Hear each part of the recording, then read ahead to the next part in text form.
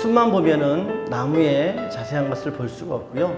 또 나무만 딱 보다 보면 전체적인 그림을 볼 수가 없더라고요. 그래서 항상 숲과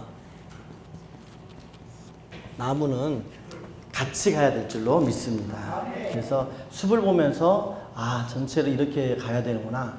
또 나무를 보면서 어떤 구체적인 실제로 적용해야 될 그러한 부분들, 세세한 부분까지 볼 수 있는.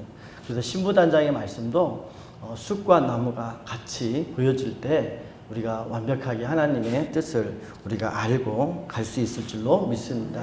그래서 숲을 보는 차원에서 박한주 목사님 신부단장의 말씀을 제 나름대로 이렇게 그림을 그려놓은 거예요. 그러니까 여러분도 이 신부단장의 말씀을 나름대로 그림을 그려서 우리가 이렇게 잘 전체적으로 다 배치가 되면 멋진 신부단장의 그림이 될 줄로 믿습니다. 그래서 첫 번째 시간에는 창세 이전에 영의 세계에 대해서 그죠? 말씀을 들었고요. 그래서 우리가 영혼부터 영혼까지 계시는 하나님, 그 하나님을 알 때 우리의 성도들의 신앙이 바로 쓴다. 그죠? 내가 있어야 하나님이 있는 것이지 이런 식의 말은 하지 않을 것이다. 두 번째, 우리는 성령의 사람이다. 처음 창조했을 때도 흙을 빚어서 그죠? 여기다가 생기를 하나님의 영이 들어오심으로 말미암아 살아있는 하나님의 생명으로 사는 존재로 만드셨잖아요. 또 타락함으로 생명을 잃어버린 우리에게 예수 그리스도 십자가에 죽으셔서 허물을 벗고 그 생명의 알맹이가 다시 오순절날 성령으로 우리 가운데 들어오심으로 말미암아 똑같은 방식으로 우리는 성령의 사람이 되었다. 왜 하나님께서 우리를 성령의 사람으로 만들어졌느냐? 진리의 영으로 우리를 진리로 인도해서 진리가 되신 예수께로 자꾸만 인도해서 주님의 신부가 되게 하기 위한 하나님의 계획이었다. 그 계획에 성령 하나님도 순종하시고 예수 그리스도 성자 하나님도 순종하셨다. 그래서 오로지 하나님의 관심은 우리 믿는 자들이 사람들이 하나님의 신부가 되는 것이다. 그래서 예수를 믿을 때 그냥 나 구원받았어. 이것이 얼마나 하나님의 뜻을 반역하는 것인지를 깨달아야 된다. 예수를 본다면 예수님이 신랑이시라는 것을 우리가 반드시 알아야 된다. 그것이 성령의 사람의 마지막이다. 결론이다. 할렐루야. 그래서 우리가 성령의 사람으로서 결국은 3강에서 예수 그리스도가 나의 신랑이다 라는 것을 알아가고 인정하고 그분과 연합되어지는. 어떻게 연합하느냐? 그분이 신랑 되신 예수님이 말씀이시기 때문에. 할렐루야. 말씀이기 때문에 그분이 영원하신 독립적인 하나님의 생명이시고 우리는 피조된 갈비뼈로 피조된 여자이기 때문에 우리는 말씀으로 연합되어질 때, 신랑과 말씀으로 연합되어질 때 우리는 연합되는 것이다. 그래서 말씀을 벗는 것은, 말씀을 떠나는 것은 간음이다. 다른 말씀을 받는 것은 간음한 연인이 되는 것이다. 할렐루야. 그래서 오로지 성령을 따라 성령의 인도함을 받아서 누구께로? 예수께로 인도함을 받고 예수님이 나의 마음에서 우러나오는 사랑으로 그분 아니면 난 안 된다라는 그 간절함으로 예수를 나의 신랑으로 고백하는 그 자리까지 나가야 된다. 연합이다. 할렐루야. 그래서 제 4장은 우리가 말씀이 신랑과 연합을 해야 되는데 연합을 방해하는 뭔가가 있다. 이것을 끊어버려야 할렐루야. 온전한 연합이 되어진다. 그 방해하는 세력의 핵심이 뭐냐? 이디오스다. 할렐루야. 그래서 오늘 4강은 연합을 방해하는 이디오스를 끝내라. 갈라디아서 3장 2절에서 3절까지 우리 함께 읽습니다. 시작. 너희가 성령을 받은 것은 율법의 행위로냐? 듣고 믿음으로냐? 너희가 이같이 어리석으냐? 성령으로 시작하였다가 이제는 육체로 마치겠느냐? 오순절날 예수를 믿음으로 성령의 사람이 되어서 성령으로 시작되어서 성령으로 거듭나서 성령으로 인도함을 받아 자라가고 있는 중인데 다시 육체로 돌아가 버리면 다시 네가 흙의 사람으로 흙의 생명을 추구하는 자로 돌아가 버리면 주님이 탄식하는 줄로 믿습니다. 그래서 우리는 이 연합을 방해하는 육체의 생명, 그죠? 이데오스를 끝내는 저와 여러분이 되기를 축복합니다. 26조 들포도나무의 열매 이디오스. 이사야 5장 1절 12절까지 읽습니다. 나는 내가 사랑하는 자를 위하여 노래하되 내가 사랑하는 자의 포도원을 노래하리라. 내가 사랑하는 자에게 포도원이 있으며 쉼이 기름진 산으로다. 땅을 파서 돌을 제하고 극상품 포도나무를 심었도다. 그 중에 망대를 세우고 그 안에 술토를 팠었도다. 좋은 포도를 맺기를 바랐더니 들포도가 맺혔도다. 이스라엘 백성에게 극상품 포도나무를 심었는데 들포도가 맺혔다고 주님 말씀하고 있는 거예요. 다시 말하면 우리가 신랑 예수를 영접하고 신랑 예수와 연합하여 사는 것은 극상품 포도나무 열매를 맺는 삶인 줄로 믿습니다. 근데 열매를 맺는 과정 중에 어떤 열매를 맺힐 것인가가 중요한 것이다. 내 삶의 현장 속에서 내 마음의 그 심령 밭에서 어떤 열매가 맺힐 것인가는 매우 중요한 문제다. 극상품 포도나무를 심었으면 당연히 심은 대로 거두는 법칙에 의해서 극상품 포도나무 예수의 열매가 맺어야 된다. 근데 왜 이스라엘 백성들은 들포도가 맺혔느냐? 네가 한번 판단해봐라. 4절 말씀에 보면은 들포도가 맺히면 어찌인고 하며 하나님이 정말 한탄하고 계십니다. 왜 들포도가 맺혔을까요? 그것은 자기를 위한 삶이기 때문에 그렇죠. 이사야 5장 8절 11절 12절 시작. 가옥에 가옥을 이으며 전토에 전토를 더하여 빈틈이 없도록 하고 이 땅 가운데서 홀로 거주하는 자들은 화히 있을지. 아침에 일찍 일어나 독주를 마시며 밤이 깊도록 포도주에 취하는 자들은 화히 있을지. 그들이 연회에서 수금과 비파와 소고와 피리와 포도주를 가지었어도 여호와께서 행하시는 일에 관심을 두지 아니하며 그의 손으로 하시는 일을 돌아보지 아니하는도다. 왜 들포도가 맺혔는가? 그들은요, 한마디로 말해서 오직 자기를 위한 삶을 살았어요. 자기를 위한 삶을 살았던 거예요. 왜 가옥에 가옥을 있습니까? 하나님의 성전을 이렇게 이은가요? 아니에요. 자기의 집을 이어서 만든, 자기의 전토를 이어서 넓힌 거예요.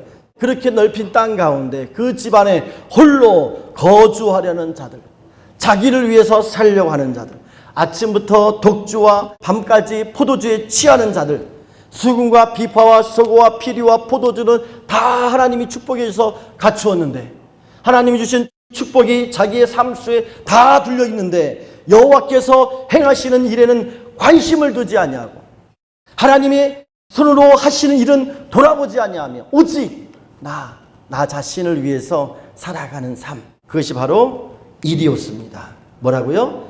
이디오스. 거기에 보면 이디오스, 자신에 관한, 자신의 소유에, 자신에 속한, 오로지 나여나. 이 이디오스는 오로지 나여나.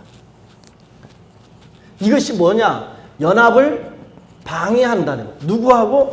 예수 그리스도하고. 하나님의 성령님이 그토록, 하나님 아버지께서 그토록 계획하시고 성령님이 오셔서 예수의 십자가에 지시면서 삼위 하나님께서 그토록 행하시고자 했던 하나님과의 그 연합을 방해하는 것이 뭐냐? 이디오스, 나를 위한 삶. 내가 주인이 되고 내가 행하는. 그러니까 뭐냐면 내가 주인인 거예요. 다 예배도 내가 드리고 봉사도 내가 해야 돼. 그리고 뭐든지 선한 행위도 내가 하는 거야. 내가. 그리고 그 모든 것이 나를 위한 거야. 내 기분과 만족을 위해서. 어디까지 가느냐? 하나님이 왜 존재하느냐? 나를 위해서 있지, 하나님이. 내가 죽으면 무슨 소용이 있어? 여기까지 갑니다. 이 나라는 존재, 이디오스의 삶이 하나님도 나를 위해서 있다는 거예요. 내가 왜 막 눈물을 흘려 기도합니까? 겉으로 보면 기가 막히게 믿음이 좋고 기도의 사람인 것 같은데 왜 눈물을 흘리면서 그토록 땅을 치며 통곡합니까? 나를 위해서. 내가 슬프다는 거야, 내가 지금. 내가 슬퍼서, 내가 미칠 것 같아서 기도하는 거야. 80년대 얼마나 그 기도원마다 부흥의 물결이 일어났습니까? 다 어디 갔어요? 그 많은 사람들이 다 지금 어디 갔죠? 기도원에 다 텅텅 비고 교회마다 비어지고 주일학교가 없어지고 다 왜 그래요? 이제 살만하니까. 이디오스. 내가 신앙생활하는, 내가 주인 되어서. 그래서 창조 이전에 영의 세계를 알아야 돼.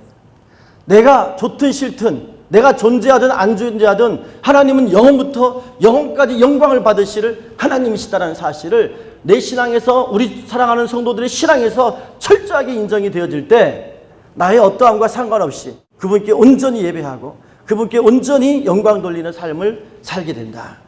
그래서 이디오스가 그것의 정반대인 나를 위한 하나님, 내가 필요한 하나님, 내가 만든 하나님, 이게 돼버리는 거예요. 그래서 가옥에 가옥을 더 있고 전토에 전토를 이으면서 그 가운데 홀로 내가 딱 거하면서 그게 뭐예요? 사단인 거예요. 루시의 천사장이 그렇게 했잖아요. 그래서 이디오스는 내가 주인 된 것이다. 이 이디오스는 결국은 사단의 DNA예요. 이 이디오스가 있는 것은 다 사단의 유전자가 다 들어있는 거예요. 사단의 유전자입니다. 자, 이사야 14장 13절 같이 있습니다. 내가 내 마음에 이르기를 내가 하늘에 올라 하나님의 무별 위에 나의 보좌를 높이리라. 내가 지극히 높은 자와 비기리라 하도다. 루시엘 천사장이 마음으로 하나님과 동등되어 교만한 마음을 먹었죠. 교만은 히브리어로 가바흐인데 자기를 높이다는 뜻이 있답니다. 자기를 높이는 것이 교만인 거예요. 나 하나님 없이도 잘 살 수 있어. 나 하나님 없이도 괜찮아. 나 이 정도면 됐지 뭐. 사람이 착하게 살면 되지. 사람이 그냥 남에게 해코지하지 않고 이렇게 살면 되는 거야. 이것이 가장 그 이디오스의 그 모습인 거예요. 그것이 사단의 생각이고 사단의 마음입니다. 이 천사장 루시엘은 그러한 교만으로 이 우주에 심판을 받아 떨어졌죠. 27절 이사야 14장 15절 그러나 이제 내가 음부 곧 구덩이 맨 밑에 빠치우리라. 계시록 12장 9절 큰 용이 내쫓기니 옛뱀 곧 마귀라도 하고 사탄이라고 하며 온 천하를 꿰는 자라. 그가 땅에 내어쫓기니 그의 사자들도 그와 함께 내쫓기니라. 내가 한번 하나님과 한번 비겨버리라. 내가 내 보좌를 하나님 보좌와 한번 같이 견주어 버리라. 이 마음을 품었던 루시엘 천사장이 지켜서 이 우주로 쫓겨나게 된 겁니다. 그가 이 우주에서 하는 일이 뭐겠어요? 그 일을 하는 거예요. 그 일을 하는 거예요. 그래서 사단은 속성이 DNA가 뭐냐면 이디오스예요. 이디오스. 그래서 아담 하와한테도 괜찮아. 너 하나님처럼 될 수 있어. 먹어 괜찮아. 하나님처럼 될 수 있다니까 괜찮아. 이제 먹어. 그래가지고 그 말이 그냥 홀딱 가버리는 거예요. 사람. 하나님처럼 될 수 있다. 원래 하나님은 우리에게 그런 지혜를 주셨어요. 그렇게 만드셨어요. 근데 사단의 말을 듣는 거예요. 말이 신랑이라니까요. 그래서 누구의 말을 듣느냐. 똑같은 내용인데 누구의 말을 듣고 행하느냐가 누구의 신부냐가 결정이 되는 거예요. 그래서 하나님의 말씀을 들어야 하나님의 신부가 돼요. 주의 말씀을 따라야 주님의 신부가 되는 거예요. 사단이 주는 말을 들으면 안 되는 겁니다. 떠나가라 해야죠. 근데 사단은 그렇게 이 이디오스, 너 하나님처럼 될 수 있어. 너 짱이야. 이 말에 하와가 그냥 뿅 가버려가지고 버금직 보함직 탐스럽게 보여가지고 넙죽 먹어서 사단의 신부가 돼버린 겁니다. 그래서 말은 그냥 말이 아니에요. 말은 누구의 신랑이냐가 결정이 되는 거다. 할렐루야. 그래서 이 이디오스, 나를 부각시키는 것. 사단의 속성은 이디오스, 교만, 나를 부각시키는 것. 그래서 모든 삶, 물질에 대해서 내 거야. 사람의 관계에서 내 사람이야. 이거 이디오스입니다. 교회 내는요, 이디오스가 없어야 돼요. 내 사람이 아닙니다. 어찌 내 사람입니까? 목회자가 내 사람, 내 성도 아닙니다. 하나님의 성도지. 자녀가 내 아들이라고요? 그런 말, 엄마들이 그런 말 잘 씁니다. 저는 전혀 그런 말 쓸 수가 없어요. 아이고 내 새끼 하는. 그냥 정말 이렇게 참 이렇게 애증의 표현인데 저는 그 말도 쓰면 안 되겠다. 내 새끼 하면은 나도 모르게 내 새끼가 돼버리고 자식도 하나님이 안 보이고 엄마만 보이게 만든다. 절대 그런 말 전 쓰지 않았으면 좋겠다. 예, 하나님의 새끼 집에 내 새끼냔 말이죠. 새끼가 좀 이상하죠? 예. 하나님의 자녀지 왜 내 새끼냐 말이죠. 다 떠납니다. 30살만 아니 15살만 사춘기만 지나면 다 부모를 벗어나는 거예요. 절대 그러면 안 돼요. 그때까지 15살 때까지 너는 하나님의 자녀야 라는 것을 철저하게 심어줘서 얘가 독립을 하고도 하나님의 사람으로서 살아갈 수 있도록 하는 것이 부모의 사명이다. 할렐루야. 그래서 절대로 내 소유를 만들면 안 된다. 성도도 내 소유, 교회도 내 소유도 아닙니다. 저는요, 교회도요, 물론 작은 교회를 그 전에 목사님한테 물려받았어요. 한 푼도 없이 다 그냥 물려받았어요. 전주에 있는데 9천만 원 정도 전세가 드는 거 한 푼도 1원도 저한테 달라는 말 안 하고 사무실은 책 그대로 놔두고 다 가셨어요. 예, 그래서 저는 그대로 지금도 목회하고 있어서요. 저도 교회 차가 생겨도요, 절대 제 이름을 안 하고 다 교회 이름으로. 교회 재단 만들어서 교회 이름으로 다. 그래서 건축원금 나와도 무조건 교회 이름으로 통장 만들어서 교회 이름으로 다. 왜 내 게 아니에요. 그건 절대 내 게 아니에요. 또 나가라면 언제든지. 예. 거의 내 권리 따지지 않고 언제든지. 지금이라도 나가면 네. 왜냐 모든 것이 내 게 아니에요. 교회도 내가 세웠다고 내 게 아니고 자식이 내가 낳았다고 내 게 아닙니다. 할렐루야. 철저히 이디오스를 깨부시지 않으면 주님과 연합이 안 된다. 내가 열심히 주를 위해 봉사했어요? 맞는 말이고 틀린 말일 수도 있어요. 우리는 마태복음 7장에 나오는 주여 주여 하는 자마다 다 천국에 갈 것이 아니라는 그 말씀. 주의 이름으로 선자 노릇하고 주의 이름으로 귀신을 내어주고 주의 이름으로 병자를 고쳐잖아요. 그러면 틀림없잖아요. 능력의 종이잖아요. 근데 왜? 그게 난 못 풀어졌어요. 왜 그랬을까? 왜 그렇지? 뭐 때문에 그랬지? 왜 아리송하지? 근데요, 저는 그게 이제 알아졌어요.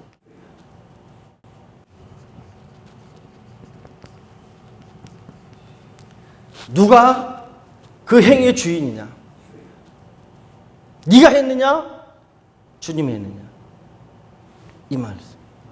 네가 했다면, 그러니까 주님이 난 널 도무지 모른다. 내가 네 속에서 해야 되는데 네가 했잖아. 네가 기도하고 네가 했잖아.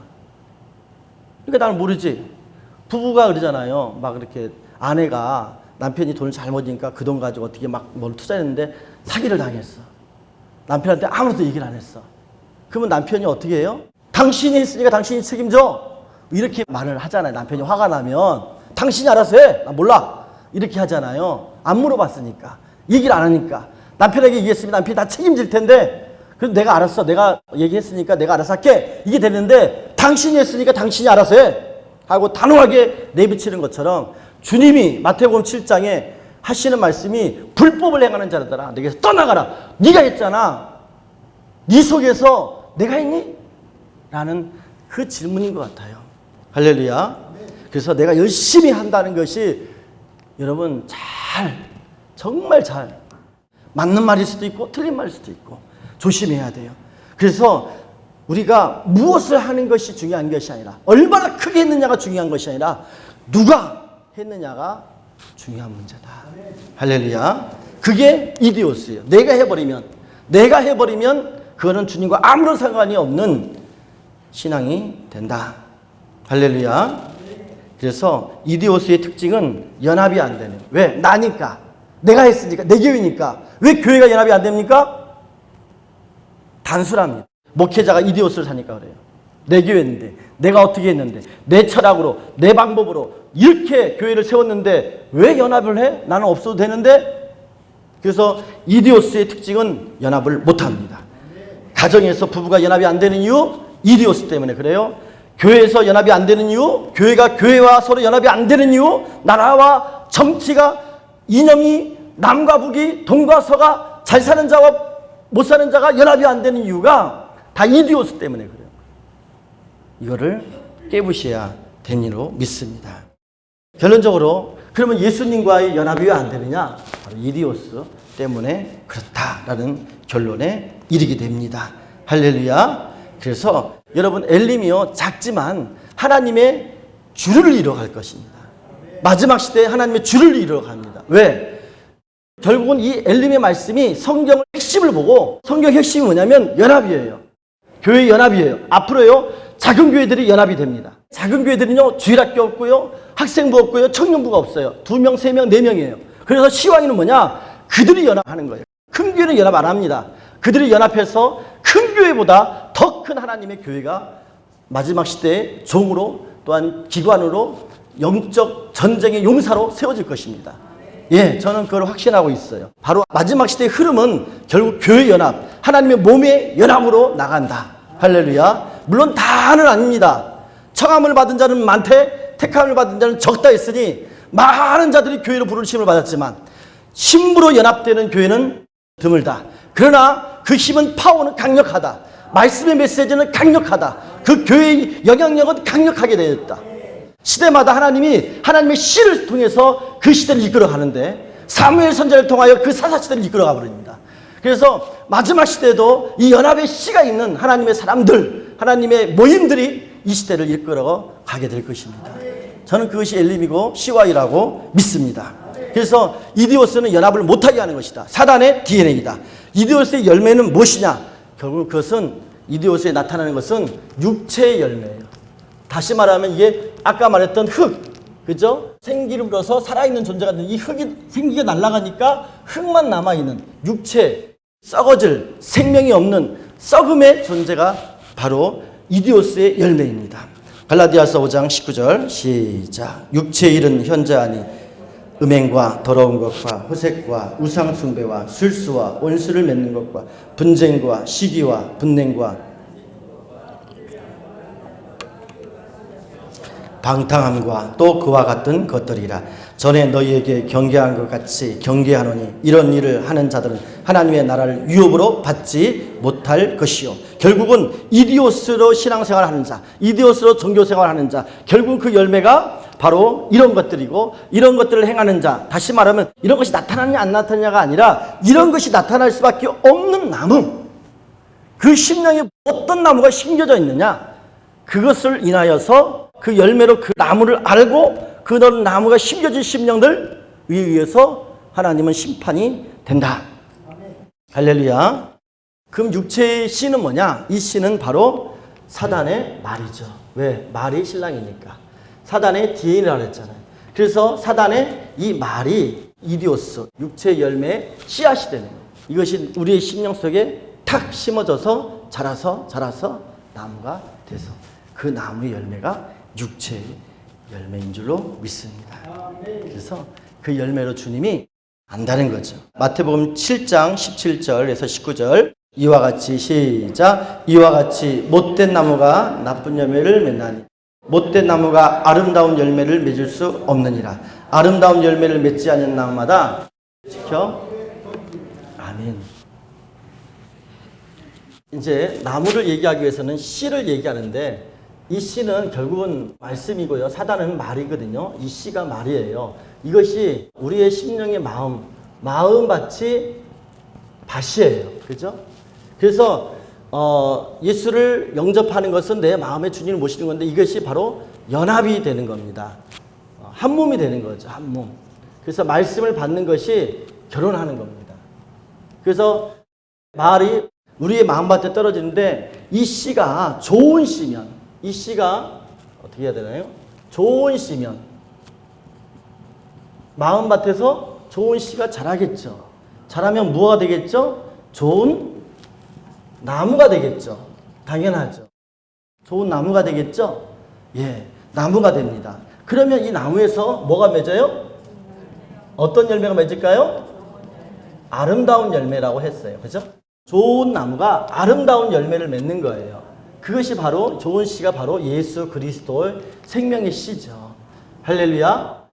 포도나무를 얘기하면 우리가 가지인데 이 가지가 포도나무에 붙어 있으면 어떻게 돼요? 당연히 포도 열매가 맺어지겠죠. 이제 가지로 풀지 않고 씨로 푸니까 아름다운 열매가 맺어지게 되는. 우리의 마음밭이 그죠? 나쁜 못된 씨가 떨어지면, 나쁜 씨가 떨어지면, 그죠? 당연히 못된 나쁜 나무가 되겠죠. 그러면 나쁜 열매가 맺습니다. 이것이 육체의 열매죠. 이것은 썩는 것입니다. 이것은 썩으니까 곧 사망에 이를 수밖에 없는 거예요. 할렐루야. 아름다운 열매는 예수의 열매니까 영생을 얻을 수밖에 없는 것이죠. 그러면 열매를 맺는 것은 누가 맺나요? 누가 맺는 거죠? 예? 그죠? 우리인데 마음의 밭이 열매를 맺나요? 그럼 누가 열매를 맺죠? 나무가 맺죠. 왜? 씨가 자라서 나무가 되잖아요. 씨는 이렇잖아요. 나무가 그 가지에 열매가 맺잖아요. 나무가 맺는 거예요. 좋은 나무가 누구죠? 예수죠. 그러면 예수가 내 안에서, 내 마음의 밭에서 씨가 떨어져, 말씀의 씨가 떨어져서 씨가 이만해요. 작은데 이 씨 안에는요, 이게 배씨라고 해봐요. 배씨. 그럼 이 배씨 안에는 뭐가 들어있어요? 나무가 들어있어요. 배나무가. 엄청난 크게 자란 나무가 이 씨 안에 들어있는 거예요. 맞죠? 그걸 볼 수 있어야 되는 거죠. 씨는 그냥 작은 거로 돼. 또 배나무에 나무에 열매가 맺혀지면 이 열매를 착 짜게 보면 그 안에 씨가 들어있어요. 그 방식으로 하나님의 나라가 확장이 되는 겁니다. 할렐루야. 그래서 씨가 작은 것이로 돼. 그죠? 나무가 되면 이게 주체가 되는 거예요. 주인이 되고 그 행위의 주체가 되는 거예요. 나무가. 그래서 주님이 우리를 볼 때 그 예배하고 봉사하고 교회를 짓고 헌신했던 그 모든 것의 주체가 누구냐를 보는 거예요. 할렐루야. 네 마음에 뿌려진 씨가 누구냐가 보는 거죠. 똑같은 말입니다. 그래서 내 안에 씨가 뿌려져서 말씀의 씨잖아요. 말씀은 곧 씨니 말씀을 내가 묵상해서 키워서 나무가 되어서 그 나무가요 나를 대신하여 하는 거예요. 그리스도의 사람들은 육체와 함께 십자가에 못 박고 내 안에 사는 것은 오직 예수 그리스도 주님이 사시는 거잖아요. 그러니까 좋은 나무가 열매를 맺는 거예요. 내가 맺는 게 아닙니다. 마음의 밭이 맺는 게 아니에요. 할렐루야. 그래서 이걸 보시는 거예요. 그러니까 씨라는 것이 그냥 에이 씨네 이게 아니라 이분이요 이 씨가 말씀이시고 그리스도시고 그죠? 신랑인 거예요. 신랑. 그래서 말씀이 그냥 그 넘길 그런 문제는 아니라는 사실을 깨달아야 될 줄로 믿습니다. 그래서 열매 주체는 나무다. 할렐루야. 그래서 저와 여러분이 내 안에 그 예수 그리스도의 씨를 말씀의 씨를 예수 그리스도를 받는 저와 여러분이 돼야 될 줄로 믿습니다. 자, 그러면 연합을 방해하는 그 다음 29쪽 방해하는 육체를 제거하라. 그죠? 자, 그 육체가 뭐냐? 바로 이디오스예요. 여러분, 결혼을 하면 무조건 행복하게 잘 사는 건 아니죠? 결혼하면 다 행복하게, 퍼펙트하게 다 산다. 이런 건 없잖아요. 오히려 너 이제 죽었다고 복창을 해야 돼. 지금부터 시작이야. 그죠? 생활이야. 실제예요. 두 사람이 자기를 죽이는 섬김과 희생이 없이는 절대로 결혼 생활이 행복하지 않습니다. 맞습니까? 네. 마찬가지로 예수를 믿으면 나 이제 끝! 이게 아니라 그때부터 예수와 연합을 위한 싸움이 시작이 되는데 그것은 내가 이전에 예수가 없을 때 살아왔던 쩔어왔던 이디오스의 그 안에 있는 연합을 방해하는 육체와 우상의 모든 것을 철저하게 깨부시는 작업이 있어야 연합이 된다. 신랑과 신부가 전혀 다른 삶 속을 30년 동안 살아왔는데 그것을 서로 맞추려면 얼마나 깨져야 됩니까? 그거는요, 불보듯이 뻔한 거예요. 6개월과 1년이 제일 힘들잖아요. 6개월, 1년이. 그 안에 깨지고 어떤 성격 급하신 분들은 갈 때는 같이 왔다가 신혼여행 올 때는 따로따로 오는 분도 계시고 6개월 안에 깨지는 쌍이 많이 있습니다. 그러니까 그러게 이제 오랫동안 같이 행복하게 살기 위해서는 정말 자기를 죽이는 그 이디오스를 깨부시는 그러한 과정이 있듯이 우리의 신앙생활, 주님과의 행복한 결혼생활을 하기 위해서는 철저하게 이디오스가 깨져야 될 줄로 믿습니다. 한마디로 목사인 우리가 죽어야 교회가 산다. 성도가 살아난다. 그래서 주님처럼 대속물로 주고 섬기려고 목회를 하셔야 성도들이 사는 것이지 내가 목사인데 내 말 들어! 이렇게 막 해버리면 그는 주님을 잘 모르시는 겁니다. 그 마음에 씨가 문제가 있다. 그 씨가 아니에요. 할렐루야. 성경이 말하는 그 씨가, 생명의 씨가 그 씨가 아니라니까요. 그 뭔가를 씨를 다시 한번 확인해 보셔야 돼요. 자, 연합을 방해하는 우상을 찍으라. 시편 135편 15절 시작. 열방의 우상은 은금이요 사람의 수곡물이라. 입이 있어도 말하지 못하며 눈이 있어도 보지 못하며 귀가 있어도 듣지 못하며 그 입에는 아무 기식이 없나니. 예, 우상은 사람이 만든 수곡물입니다. 모양은 있지만 생명이 있다 없다? 없다. 아무리 그냥 엄청나게 잘 만들어도 생명은 없다. 흙이다. 흙은요 절대 생명이 아닙니다. 아무리 이렇게 멀쩡하고 막 반질반질하고 막 팽팽해도요 생명이 아니에요. 영생을 할 수 없어요. 흙은 흙이에요. 그걸 인정이 돼야 됩니다. 할렐루야. 생명은 어디에 있느냐? 여기에 생기 속에 있는 것이지 여기 흙에는 생명이 아니에요. 동물이 물론 이게 있지만은 죽는 생명, 썩는 생명이죠. 그러니까 생명이 아니에요. 하나님 볼 때 생명이 아니에요. 죽은 거예요. 썩은 거예요. 아멘입니까? 생명은 여기에 있는 것이지 절대 우리 흙에 생명이 있지 않다. 할렐루야. 그래서 우상은 이 흙으로 뭔가를 다 별가는 걸 다 만들어도 그 생명이 아니에요. 절대 생명이 없습니다. 모양만 있지. 그래서 이 우상은 하나님이 아니다. 특별히 내가 만든 우상. 누가 만들었다고요? 네. 내가 만든 우상이 있어요. 물론 보여지는 물건이 있겠죠. 네. 그리고 보이지 않는 관념적 생각 속에 만들어진 우상이 있어요. 그래서 사람이요 하나님을 만들어요. 내가 하나님을 만들어. 성경책에 나오는 말씀에서 나오는 하나님이 아니라 내가 만들어. 대충 이미지 보고 만들어 버려요. 실제가 아니에요. 그거는 죽은 거예요. 어떤 하나님을 만드냐? 무조건 용서해 주는 하나님. 성도들이 그렇게 만들어요.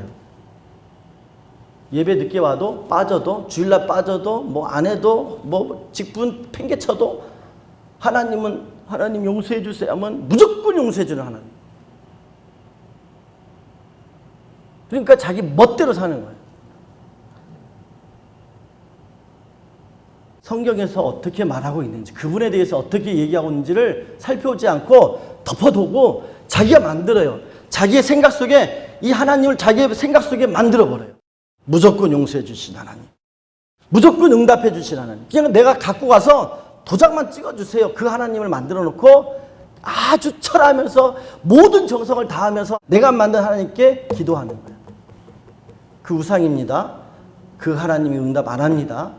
영원부터 영원까지 스스로 계신 그 하나님, 내가 있든지 없든지 존재하든지 안 하든지 영원토록 영광 받으시는 그 하나님, 존재하시는 그 하나님을 만나야지. 내가 만들어 놓은 어떤 형상의 하나님은 응답도 없고, 그죠? 생명도 없는 이름만 같은 우상입니다.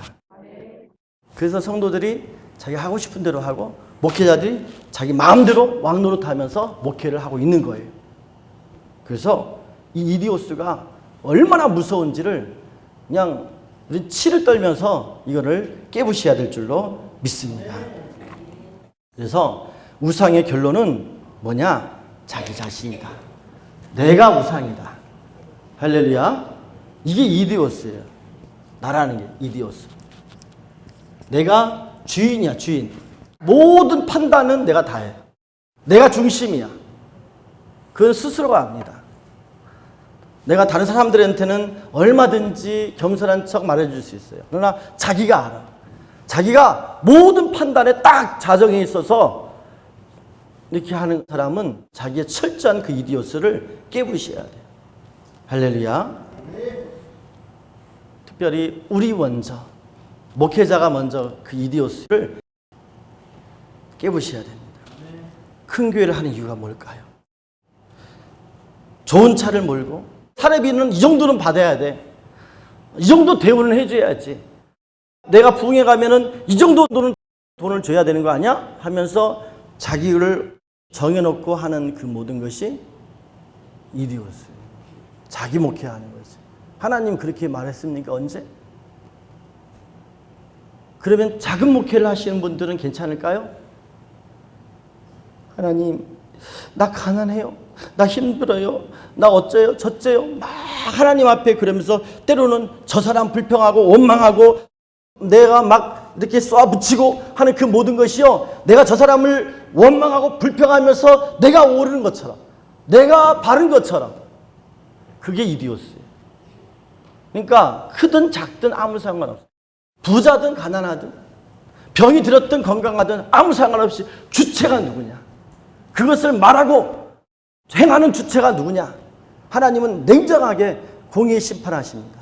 그래서 연합을 방해하는 철저하게 이디오스를 깨부시지 않으면 큰 교회를 하든 작은 교회를 하든 아무 상관없이 내 형편이 좋든 내 형편이 안 좋든 아무 상관없이 철저하게 이디오스의 자리에서 내려오지 않으면 주님과 연합이 불가능하다. 많은 부부들이요 행복하게 사는 것 같은데요 실제로 딱 보면요 안 그래요. 각박 쓰고요 절대 그냥 잘 이렇게 함께하지 않은 것 같아요. 왜? 이디오스가 아직 남아있기 때문에 그래요. 저는 그렇게 생각합니다. 그래서 정말 주님과의 관계를 잘하면 저는 부부가 행복해진다고 생각해요. 제가요 처음에 교회에 와가지고 그런 말을 했어요. 성도님한테. 부부가 80이 먹어도 서로 상대방을 보면 가슴이 뛰어야 됩니다 했어요. 그러니까 여기 앞에 앉은 우리 권사님이 목사님이라 그렇게 하세요. 근데 저는 그래야 된다고 생각을 해요. 우리가 주님을 보면 처음에 그런 것처럼 주님 만나는 그날까지 내 눈이 다 되고 귀도 안 들리고 치매가 걸려가지고 머리가 이상해져도 주님만 생각하면 눈물이 나오고 그분 아니면 난 안 된다고 할 그런 마음이 진짜 신부가 아니겠어요? 그렇다면 영이 그렇다면 우리 육신의 삶도 열매로 나타나야 된다. 그래서 하나님 심판의 기준을 얘기하는 겁니다. 맨 나중에 나오는데 주님이 오셔가지고 정말 주님의 그런 마음을 갖고 있는 자는 정말로 내 삶 속에서 그게 되어져야 돼요. 내 남편을 보고 마음이 뛰어야 되고 내 아내를 보고 정말 주님이 교회를 사랑하는 마음이 외모와 상관없이 막 몸이 이렇게 배가 많이 나오고 이렇게 그렇게 돼도 아무 상관없이 어쩌면 그 배가 곡선이 라인이 너무 예쁜 거야. 이게 라인이 그렇게 되어져야 나는 그 눈꺼풀이 주님의 사랑의 눈꺼풀이다. 저는 그렇게 생각을 합니다. 할렐루야. 예. 그래서 이제 좀 딴 길로 갔는데 하여튼 우리가 예수 그리스도 주님과 연합을 어떻게든지 해야 되는데 방해하는 것이 나다. 내 자신이다. 내가 사람을 평가하는 거에 판단하고 편견을 갖고 우리 남편이 그래 우리 아내 뭐 이래 교회 이래 우리 목사 우리 성도님 이래 그게 다 이디오스예요. 내가 편견을 다 지워버려야 돼. 주님이 말씀하신 때만 그게 기준이에요. 우리의 생각이 사고가 완전히 싹 바꿔져야 될 줄로 믿습니다. 그 다음 넘어갈까요? 예. 우상 숭배는 영적 간음이에요. 예. 그래서 영적 연합을 방해하는 영적 간음, 다른 남자를 섬기는 이 우상 숭배를 끊어버려야, 찍어버려야. 그래서 깨버려라, 찍어버려라, 아세라상을 찍어라, 막 기도원에도 그런 얘기를 하죠. 내 마음에 숨겨진 그 우상, 감추어둔 드라빔, 이것을 산산히 부셔버리고 깨버리고 불질러버리고 찍어버리는 저와 여러분이 돼야 됩니다. 결론은 하나님이 없는, 하나님이 떠나버린 흙의 생명은 이 흙덩이는 이디오스 덩이에요. 이 흙덩이가 이디오스예요, 이디오스. 그래서 이 흙덩이는 존재적으로 하나님이 없는, 하나님이 떠나버린 이 흙덩이는 존재적으로 생명이 될 수가 없어요. 그래서 존재적으로 이거는 태어날 때부터 죄인이에요. 나는 존재적 죄인입니다. 31절 시편 51편 5절 시작. 내가 죄악 중에 출생하였으니 모친이 죄 중에 나를 잉태하였네. 시편 51편에 있는 다윗이 밧세바를 범한 이후에 회개하는 시잖아요. 한 1년 동안은 사람들이 모르고 지나가는 줄 알았어. 나단 선자가 어느 날 와가지고 다윗한테 비유를 하나 딱 들면서 당신이 그 사람이다라고 외치잖아요. 그러니까 다윗이 그 순간에 무너져 버렸어. 그러니까 어쩌면 사울왕보다 이 다윗 왕이 더 악질적인 죄예요. 계획법이에요. 계획법이라니까요. 그렇지 않습니까? 사울왕보다 더 악질이에요.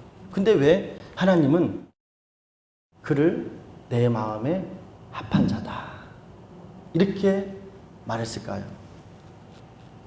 저는 그가 퍼펙트한 윤리와 도덕적인 삶을 살았기 때문에가 아니라 하나님이 지적을 했을 때 그가 침상을 적시면서 눈물을 흘리면서 나는 존재적으로 태어날 때부터 우리 엄마 때부터 우리 엄마가 죄인이고 그 엄마의 뱃속에서 태어날 때부터 나는 죄인입니다.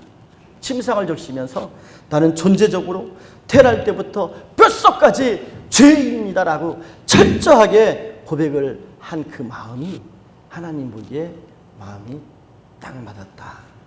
저는 이렇게 생각을 합니다. 할렐루야. 저와 여러분이 하나님이 빠져버린 흙덩이는 이디오스 덩이, 우상단지. 이거는 어떻게 할 수가 없는 거예요. 할렐루야. 죄악 덩어리일 뿐입니다. 뭐를 하든지 간에 다 죄야. 죄만 칠할 뿐이야. 이것을 아는 것이 중요한 줄로 믿습니다. 그래서 철저하게 이디오스 처리가 돼야 돼요. 철저하게 주를 구할 수 있는 자가 돼야 된다. 하나님, 저는 주님 앞에 죄인입니다. 주님, 저는 뼛속까지 죄인입니다. 이 고백이 신부단장의 시작이다. 할렐루야. 십자가의 보혈 봅니다. 32쪽 레위기 17장 11절 시작. 육체의 생명은 피에 있음이라 내가 이 피를 너희에게 주어 너희의 생명을 위하여 속하게 하나니 생명이 피에 있으면 피가 죄를 속하느니라. 그래서 이 뼛속까지 죄인 우리를 예수님이 십자가에서 처리하신 거예요. 아멘입니까? 그래서 갈라디아서 5장 24절에 예수 그리스도의 사람들은 육체와 함께 그 정과 욕심을 십자가에 못 박았느니라. 이디오스의 삶을 끊어버리는 게 시작인 거예요. 신부단장의 시작인 거예요. 사도 바울은 그래서 나는 날마다 죽노라. 왜? 죽어야 되니까. 이건 어떻게 대책이 없어. 날마다 죽을 때 날마다 주시는 생명이 살게 하는 줄로 믿습니다. 이것이 연구원이에요. 믿습니까? 네. 그러면 누가 예수와 연합을 방해하느냐? 결론적으로 누굽니까? 이디오스. 누구죠? 나예요. 와, 나예요. 내가 신랑과 연합을 하는데 만약에 뭐 다른 거라면 내가 던져버리고 깨부시고 하는데 사람들은 다 그래요. 그래서 우상을 깨부셔라 하면 우상이 내 안에 우상이 뭐 있을까? 우리 집에 우상이 뭐 있을까 찾아보고 뭐 그래 육체를 십자가에 못 박아라 그래 다 하는데 그 핵심이 너야. 네가 예수와 방해가 돼. 이렇게 해버리니까 대책이 없는 거예요. 저와 여러분이 내가 주님과 연합하는데 내가 방해된다는 사실을 경악을 해야 될 줄로 믿습니다. 그래서 나는 대책이 없는 여자다. 할렐루야. 예. 그래서 과부 케라가 나오는 거예요. 자, 5장 신랑 예수와 연합하는 신부의 삶 6장까지 올라가야 되는데요. 자, 에베소서 5장 31절 같이 있습니다. 이러므로 사람이 부모를 떠나 그 아내와 합하여 그들이 한 육체가 될지니 이 비밀이 그도다. 예. 그래서 이디오스를 끝내버려야 신랑과 연합이 됩니다. 36절 사랑의 희생적인 사랑. 우리는 다 신랑을 잃은 과부 같다. 아까 말한 것처럼 대책이 없는 여자. 이디오스 덩어리, 암덩어리. 연합할 수 없는 대책이 없는 여자. 과부 같은 신랑을 완전히 빼앗겨서 아무 대책이 없는 여자를 주님이 우리를 포기하지 않으셨다는 거예요. 거의 크레이지 러브죠. 크레이지 러브. 미친 사랑이에요. 미친 사랑. 다시 만들면 되되 다시 싹 쓸어버리고 새로 만들면 더 쉽잖아요. 근데 이것을 고쳐 쓰려고 포기하지 아니하시고 우리를 사랑해 주신 거죠. 그것이 바로 마태복음 18장에 나오는 1만 달란트의 비유예요. 할렐루야. 그것이 1만 달란트의 비유.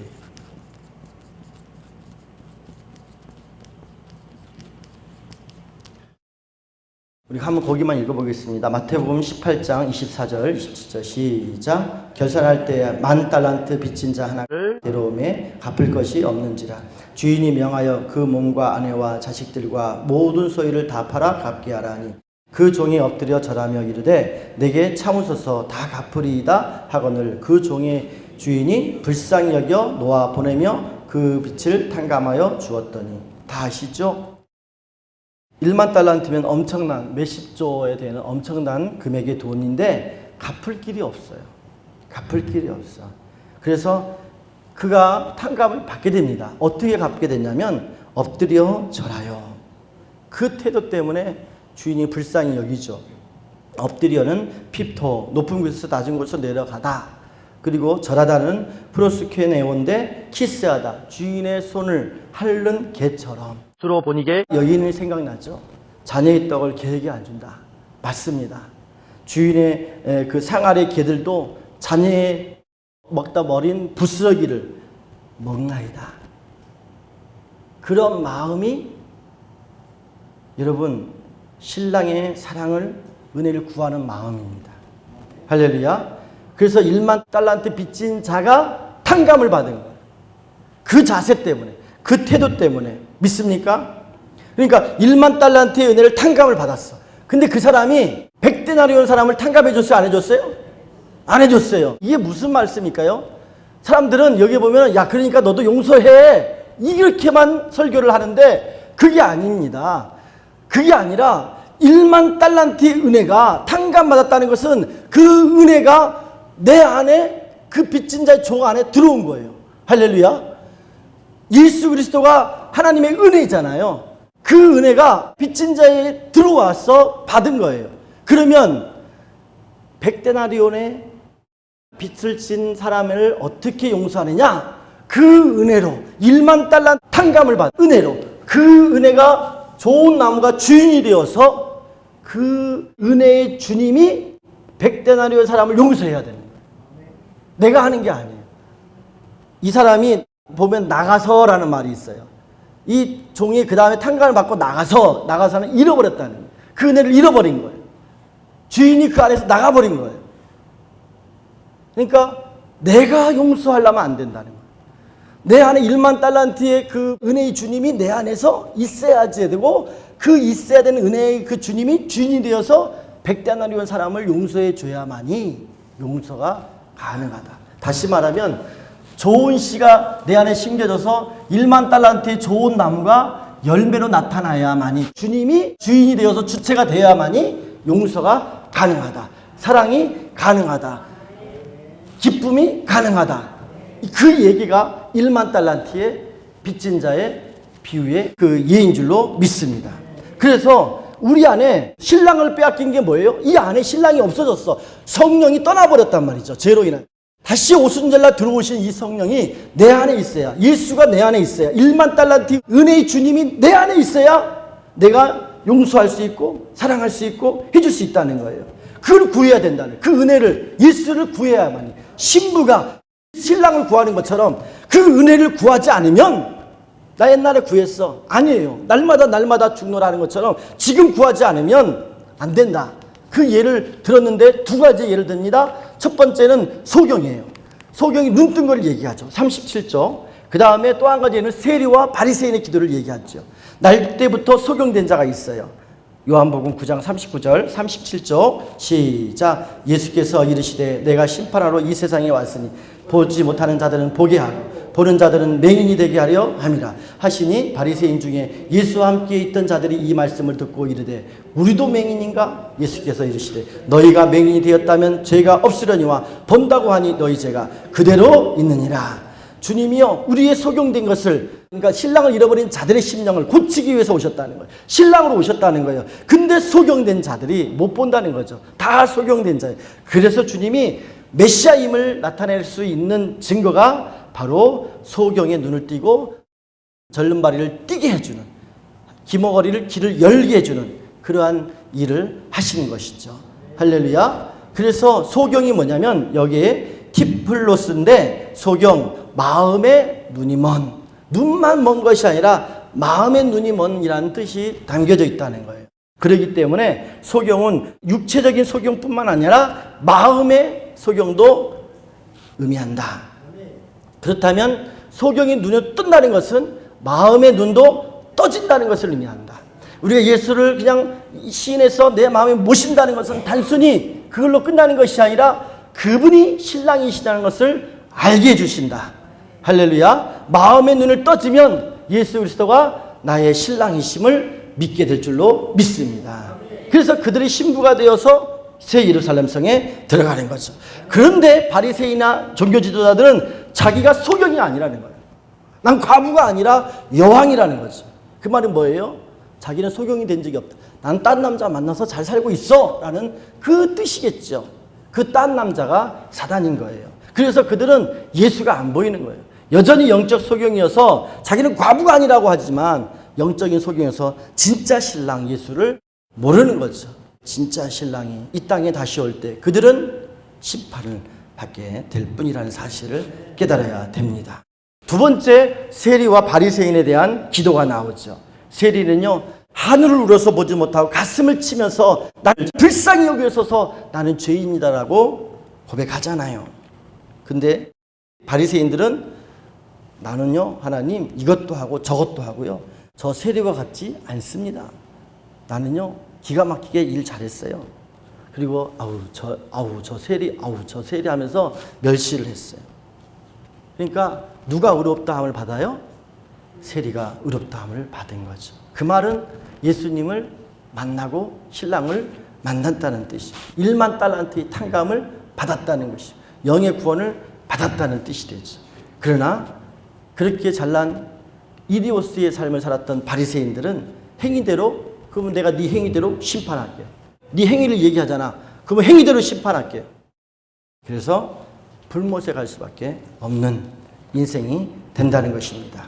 그래서 신랑을 마음에 영접한 신부의 마음은 가난한 심령이에요. 철저하게 가난한 심령이에요. 존재적으로 죄인입니다. 나는 뼛속까지 죄인입니다. 날 때부터 난 소경이었어요. 죄 많은 세리와 같이 판명된 바리새인들은요, 사람들이 와, 저 사람은 천국에 갈 사람 알잖아요. 세리는 저 나쁜 놈. 다 판명이 돼버렸어. 세리는 판명이 된 거예요. 그러니까 우리의 죄인이 된 것을 드러내야 돼. 하나님 앞에 낱낱이 드러내야 돼. 다윗이 복된 거예요. 지적할 때 눈물을 흘리며 나 죄인이다라고 고백하는 것이 얼마나 멋진 일인지, 창피한 것이 아니라 얼마나 멋진 일이고 주님의 신부가 되는 놀라운 일인지, 그래서 더 소리를 지르며 나사렛 예수여 나를 불쌍히 여기소서, 나사렛 예수여 나를 불쌍히 여기소서 하며 더 크게 소리 지르며 주님을 세워야 되는 거예요. 나의 신랑을 세워야죠. 할렐루야. 그래서 소경 바디메오가 지나가는 주님 불러 세우잖아요. 나를 불쌍히 여기달라고. 신부의 기도는 가시는 주님을 불러 세울 수 있는 그런 기도가 되어야 될 줄로 믿습니다. 그런 주님을 간절히 구하는 자는 주님이 알아요. 신랑이 알죠. 신랑이 압니다. 할렐루야. 그래서 신랑이 원하는 신부의 마음은 진짜 가난한 마음이에요. 할렐루야. 그래서 자, 첫 번째, 신부의 심령은 좋은 밭이에요. 그 가난한 심령에 말씀이 떨어지니 얼마나 열매를 잘 맺겠어요. 30배, 60배, 100배 열매 맺을 수밖에 없겠죠. 두 번째, 39쪽에 신부의 마음은 거룩한 성전이에요. 그렇게 가난한 심령, 하나님이 거하시는 심령이에요. 하나님이 임재하시는 심령이라는 거예요. 할렐루야. 그래서 가난한 심령은 뭐예요? 겉옷을 벗어서 주님 오시는 길에 이렇게 깔아드리는 그러한 자의 심령입니다. 세 번째, 신부의 마음은 하나님의 나라예요. 주님의 통치가 있어요. 주님 나를 다스려 주옵소서. 나는 죄인이니까 나는 아무것도 할 수 없어요. 그러니 다스려 주옵소서. 그래서 그 마음이 하나님의 나라가, 통치의 나라가 되는 그러한 심령이 신부의 마음인 줄로 믿습니다. 40조 신부의 마음은 신랑의 처소예요. 신방은 아무나 못 가죠. 아무나 못 들어오죠. 아무리 안방까지 보도 침실은 못 들어옵니다. 신랑과 신부만 들어올 수 있는 거예요. 지성소와 같은 심령, 바로 신랑의 처소가 되는 심령이 신부의 마음입니다. 시스기야 왕이요, 기분 좋아가지고 바벨론 사자들에게 자신의 왕궁의 보물창고를 다 보여줬어요. 다 빼앗기고 포로로 잡혀가 버렸습니다. 신랑이 구하는 이 신부의 마음은 아무에게나 주면 안 됩니다. 내 마음이요, 그냥 내 마음이 아니에요. 주님이 거하시는, 주님만이 오실 수 있는 신명. 그래서 어떤 사단의 말이 와도 거부해야 됩니다. 넌 아니야. 너가 들어올 마음이 아니야. 왜 시험에 듭니까? 내 마음에 함부로 다른 사람의 마음을 집어넣으니까 그래요. 누구의 말이든 신랑 외의 말은 들어오면 안 됩니다. 무슨 모함이 와도 아니야. 좋아. 너는 그렇게 말할 수 있지만 내가 그 말을 안 받겠어. 내 심령이 안 닿겠어. 왜? 이 마음은 주님의 말씀만이 들어올 수 있는 심령이지 다른 어떠한 것도 들어올 수 없어. 내 신랑의 처소야. 절대 못 들어오게 해야 됩니다. 그럼 시험이 안 들어요. 왜 시험이 듭니까? 들어오니까 시험이 들죠. 마음밭에 떨어지니까 시험에 드는 거예요. 시험에 들면 안 됩니다. 그건 잘난 게 아니에요. 절대 시험에 들었다면 말도 하면 안 됩니다. 절망도 해서는 안 돼. 왜 절망합니까? 내 마음밭에 떨어지니까 절망이 되는 거예요. 마음을 지키세요. 할렐루야. 성도들에게 그렇게 해야 됩니다. 마음을 지키라고. 세상에 나가서 힘들고 어려워도 마음만 지키면 너의 마음은 신랑의 마음이, 신랑의 처소니 마음을 지켜야지. 네 안방을 아무에게나 막 보여주고 들어오라고 군합발로 들어오게 만드니? 아니잖아. 하면서 마음을 지키라. 신랑만 들어올 수 있다. 할렐루야. 신부의 마음은 보물창고예요. 보화 대신 데사로우스, 보화가 대신 주님만이 들어올 수 있고, 그래서 보석 궁전과 같고, 그래서 새 예루살렘 성전의 재료가 되는 줄로 믿습니다. 그래서 41조 신랑 예수와 연합하는 신부는 오직 예수, 그분이 나의 의가 되십니다. 네. 바리새인과 율법학자는 율법의 의로 하나님께 가려고 해요. 그러나 이걸로는 안 됩니다.